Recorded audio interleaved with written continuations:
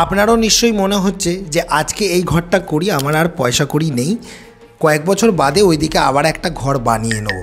এখন প্রশ্নটা হচ্ছে তাহলে কি করব? তাহলে কি ছাদের রড বার করে রাখবো, ওয়াল বিমের রড বার করে রাখবো, কতটা করে বার করে রাখবো?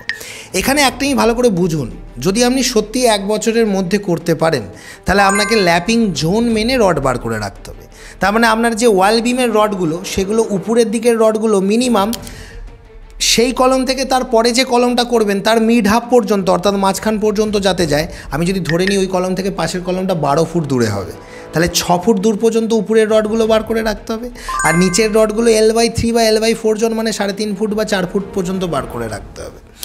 একইভাবে ছাদের রডগুলো জিগজ্যাগ ওয়েতে, ছোট বড় অল্টারনেট ওয়েতে 3.5 ফুট, 4 ফুট, 3 ফুট করে বার করে রাখতে হবে। এবার ভেবে দেখুন, আপনি যদি বছরের পর বছর এইভাবে ফেলে রাখেন, ওই রডের গোড়া থেকে ক্যান্সার হয়ে হয়ে যে বাড়িটা আপনি আগে বানিয়েছিলেন সেটার 12টা বেজে যাবে, যেমন এই ছবিটা আপনি এখন দেখছেন।